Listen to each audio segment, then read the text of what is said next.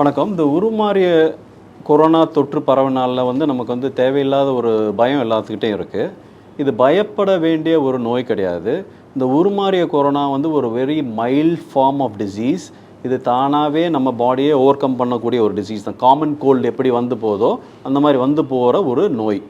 இதை நம்ம தவிர்க்கிறதுக்கு என்ன வேணும்னா, ஃபஸ்ட்டு நம்ம நல்ல உணவு பழக்கங்கள் இருக்கணும். நம்ம protective food, lots of vegetables, fruits, egg அந்த மாதிரி சாப்பிட்றது நல்லது. ரெகுலர் எக்ஸசைஸ் நல்லது. இந்த சீசனில் நம்ம மாஸ்க் போட்டுக்கிட்டு வெளியே போனால் மாஸ்க் போட்டுக்கோங்க.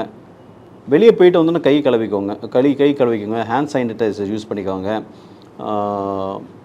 ரெண்டாவது, க்ரௌடட் பிளேஸ்க்கு போகாமல் இருக்கிறது நல்லது. இது எஸ்பெஷலி ரிஸ்க் அதிகம் உள்ளவங்க யாருன்னா வயதானவர்கள், diabetic patients, immuno compromise patients சொல்லுவோம். அதாவது நம்மளோட எதிர்ப்பு சக்தி குறைஞ்ச பேஷண்ட்ஸு, யாருன்னா கேன்சர் பண்ணிவிட்டு கீமோதெரப்பியில் இருப்பாங்க, இம்யூனோ மாடுலேட்டர்ஸில் இருப்பாங்க. சில ஆட்டோ இம்யூன் டிசீஸ்க்கு இம்யூனோ சப்ரஷன்ஸ் கொடுப்போம். உறுப்பு மாற்று அறுவை சிகிச்சை செஞ்சவங்க, இவங்கெல்லாம் இந்த கூட்ட நெரிசலை தவிர்த்துக்கணும். வெளியே போனால் கண்டிப்பாக மாஸ்க் போட்டுக்கணும். தேவையில்லாமல் எதையும் தொட்டுட்டு முகத்தில் கை வைக்க வேண்டாம். ரெண்டாவது, வீட்டுக்கு வந்தோடனே நல்ல ஒரு ஹேண்ட் சானிடைசர் சின்னது பாக்கெட்டில் வச்சுக்கலாம்.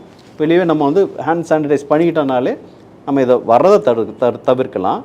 வந்தாலுமே இது பயப்படக்கூடிய நோய் இல்லை. ஏன்னா இது இட்ஸ் அ மைல்ட் ஃபார்ம், அவர் body will overcome it.